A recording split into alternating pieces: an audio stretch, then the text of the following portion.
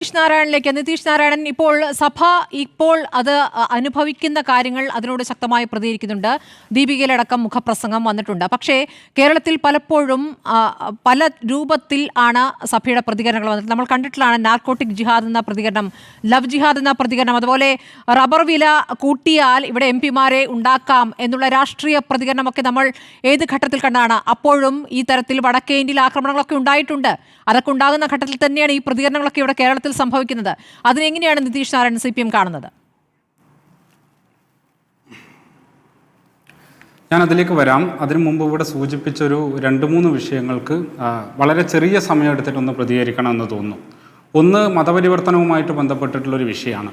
ഒന്ന് BJPയുടെ പ്രതിനിധി മനസ്സിലാക്കേണ്ട ഒരു കാര്യം, മതപരിവർത്തനം എന്ന് പറയുന്നത് ഏതെങ്കിലും തരത്തിൽ പുതിയൊരു കാലത്ത് അടിച്ചേൽപ്പിച്ചുകൊണ്ടോ അല്ലെങ്കിൽ ആക്രമണം നടത്തിക്കൊണ്ടോ ഒന്നും ചെയ്യാൻ വേണ്ടി സാധിക്കുന്ന ഒരു കാര്യം ഒന്നും അല്ല. അങ്ങനെയൊന്നും നടക്കുന്നൊരു സംവിധാനമല്ല ഇവിടെ ഉള്ളത്. രണ്ട്, ഏത് മതത്തിൽ വിശ്വസിക്കണം, ഇവിടെ ചേരണം, എന്ത് പിന്തുടരണം എന്നുള്ളത് ഓരോ മനുഷ്യരുടെ അവകാശമാണ്. അത് ഇന്ത്യൻ ഭരണഘടന അംഗീകരിച്ച് നൽകിയിട്ടുള്ളതാണ്. അങ്ങനെയാണ് ഒരു നാട് മതനിരപേക്ഷ രാജ്യമായിട്ട് നിലനിൽക്കുന്നത്. ഈ രാജ്യത്ത് ഏറ്റവും കൂടുതൽ ആളുകളെ കൂട്ടിയിട്ട് മതപരിവർത്തനം നടത്തിയ മനുഷ്യൻ്റെ പേര് അംബേദ്കർ എന്ന. അദ്ദേഹം ഒറ്റക്കല്ല മതപരിവർത്തനം നടത്തിയത്. എന്നിട്ട് അദ്ദേഹം നടത്തിയിട്ടുള്ള സ്റ്റേറ്റ്മെൻറ്റും ഇവിടെയുണ്ട്. 1956 3 ലക്ഷത്തിലധികം ആളുകളെ കൂട്ടി മതപരിവർത്തനം നടത്തിയിട്ടുള്ള ഒരു നാടാണിത്. അതെല്ലാം ഓരോ ആളുകളുടെയും സ്വാതന്ത്ര്യവും തിരഞ്ഞെടുപ്പും ഒക്കെയാണ്. അതുമായി ബന്ധപ്പെട്ട് ഞാൻ സൂചിപ്പിക്കുന്നുള്ളൂ. മറ്റൊന്ന്, ഈ ഛത്തീസ്ഗഡിൽ 5 ആൾ കൂടിയാൽ അവിടെ BJP ഉള്ളത് കൊണ്ട് അതിൽ ബജ്രംഗ് ദൾ ഉണ്ടാകും, കേരളത്തിൽ 5 ആൾ കൂടിയാൽ അതിൽ DYFIക്കാരായിരിക്കും ഉണ്ടായിരിക്കുക എന്നൊക്കെ പറഞ്ഞു. ശരിയാ, കേരളത്തിൽ 5 ആൾ കൂടിയാൽ അതിൽ DYFIക്കാരുണ്ടാകും. പക്ഷേ ആ 5 അല്ല 500 ആൾ കൂടും. പക്ഷേ ആ ആളുകൾ കൂടുന്നത് പള്ളി പൊളിക്കാൻ വേണ്ടിയിട്ടല്ല. ആ ആളുകൾ കൂടുന്നത് ഏതെങ്കിലും തരത്തിൽ ആളുകളുടെ മതവിശ്വാസത്തെ, മതപരമായ തെരഞ്ഞെടുപ്പിനെ ആക്രമിക്കാൻ വേണ്ടിയിട്ടല്ല.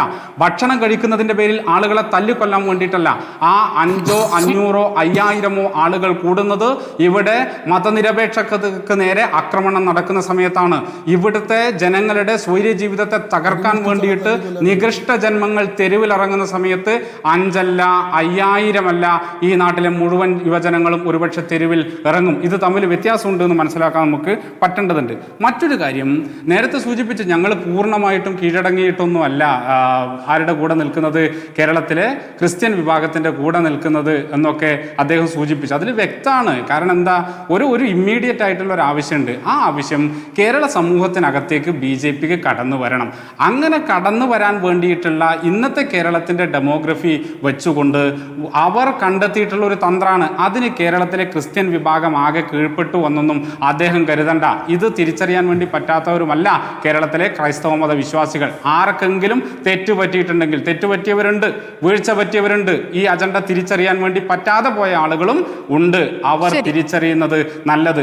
ഇതേ ഛത്തീസ്ഗഡിലെ നാരായൺപൂരിൽ 18 പള്ളികളാണ് സ്മൃതി കഴിഞ്ഞ വർഷം തകർത്തിട്ടുള്ളത്. ഒരു കാര്യം കൂടി മാത്രം പറഞ്ഞിട്ട് ഞാൻ അവസാനിപ്പിക്കാം. ഇതേ ഛത്തീസ്ഗഡിലുണ്ടല്ലോ ചൈതി ബായി എന്ന് പറയുന്ന ഒരു ആദിവാസി സ്ത്രീ ഉണ്ടായിരുന്നു.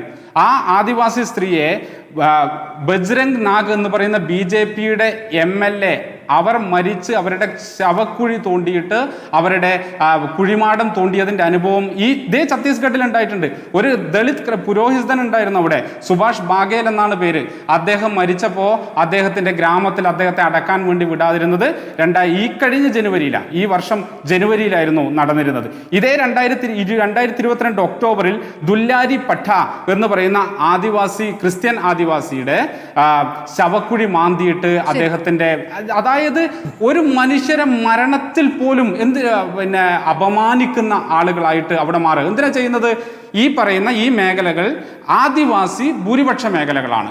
അവിടെ സാമൂഹികമായിട്ടുള്ള സംഘർഷത്തെ മൂർച്ഛിപ്പിക്കുക എന്നുള്ള സംഘപരിവാരത്തിന്റെ ടിപ്പിക്കൽ പ്രവർത്തനം ഇന്ത്യയിൽ എല്ലായിടത്തും നടന്നത്. അതിന്റെ പതിപ്പാണ് അവിടെ നടക്കുന്നത്. ഇത് പലതരത്തിൽ പലയിടത്തും നടക്കുന്നത്. നമ്മൾ പറയാൻ വിട്ടുപോയൊരു പേരുണ്ട് ഈ ചർച്ചയിൽ. ആ ചർച്ച കാന്തമാലിന്റെ പേരാണ്. ശരി, കാന്തമാലിനെ കൂടി നമ്മൾ അത് മറക്കാൻ പാടില്ല. റിജു കാഞ്ഞുകാരൻ, ഇതിൽ ഒരു തിരിച്ചറിവിലേക്ക് സഭ എത്തുന്നുണ്ട്, അത് ഐക്യത്തോടു കൂടി തന്നെ എത്തുന്നുണ്ട് എന്ന് നമുക്ക് കരുതാമോ? ഓരോരുത്തരുടെ ഭാഗത്തുനിന്നും ഓരോ പ്രതികരണങ്ങൾ ഓരോ ഘട്ടങ്ങളിലാണ് വരാറുള്ളത്.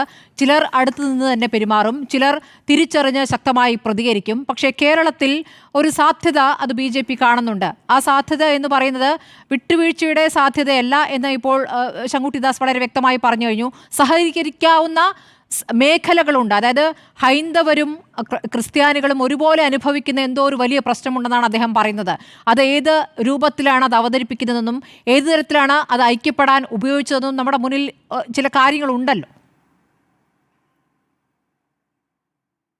അല്ല, എനിക്ക് ഈ വിഷയത്തിൽ ശങ്കുട്ടിദാസിനോടും BJP നേതൃത്വത്തിനോടും പറയാനുള്ളത്, ഇവിടുത്തെ ക്രൈസ്തവ സമൂഹം എന്നുള്ളത് ഒരു പൊട്ടന്മാരോ അല്ലെങ്കിൽ മന്ദബുദ്ധികളോ ഒന്നുമല്ല. അവർ ഈ സമൂഹത്തിൽ നടക്കുന്ന കാര്യങ്ങൾ കാണുന്നുണ്ട്. ഈ മെത്രാന്മാർക്കും ക്രൈസ്തവ വിശ്വാസികൾക്കും എല്ലാവർക്കും ഒരേ വോട്ട് തന്നെയാണ്. മെത്രാന്മാർ കുറച്ച് പേരെ സൂചിപ്പിച്ചാൽ അവരെ ഈ EDAയോ അല്ലെങ്കിൽ എൻഫോഴ്സ്മെന്റിനെയോ കാണിച്ച് NIAയോ കാണിച്ച് ഭീഷണിപ്പെടുത്തിയാലോ അവരുടെ ഒരു പ്രസ്താവന ലഘൂകരിച്ചാലോ വോട്ട് കിട്ടുമെന്ന് BJPയോ സംഘപരിവാറോ വിചാരിക്കേണ്ടതില്ല. എനിക്ക് മറ്റൊരു കാര്യം കൂടിയാണ് പറയാനുള്ളത്. നോർത്ത് ഇന്ത്യയിൽ കാലഘട്ടം ആവശ്യപ്പെടുന്ന മാറ്റങ്ങൾ BJPയും സംഘപരിവാറും കൊണ്ടുവന്നു എന്ന തരത്തിലാണ് ശങ്കുട്ടി പറയുന്നത്. കാലഘട്ടം ആവശ്യപ്പെടുന്ന മാറ്റം എന്താണ്? ഇവിടുത്തെ മറ്റ് മതസ്ഥർക്ക് അവർ ആഗ്രഹിക്കുന്ന വസ്ത്രം ധരിക്കാൻ പാടില്ല, അവർ ആഗ്രഹിക്കുന്ന ഭക്ഷണം കഴിക്കാൻ പാടില്ല, അവർ ആഗ്രഹിക്കുന്ന ജീവിത രീതി തിരഞ്ഞെടുക്കാൻ വയ്യ. ഇത് പറയാൻ നിങ്ങളെ ആരാണ് ചുമതലപ്പെടുത്തിയത്?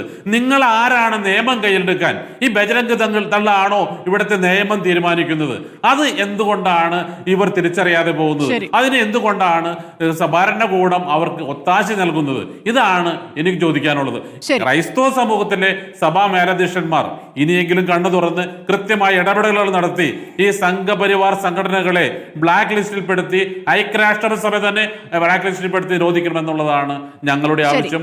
അതിനുവേണ്ടി ഇനിയുള്ള കാലഘട്ടങ്ങളിലെങ്കിലും സഭാ നേതൃത്വം ഇവിടുത്തെ പ്രശ്നങ്ങൾ പൊതുസമൂഹത്തിന്റെ മുന്നിൽ കൊണ്ടുവരിക തന്നെ വേണമെന്നുള്ളത് ഞങ്ങൾ ആവശ്യപ്പെടുന്നു.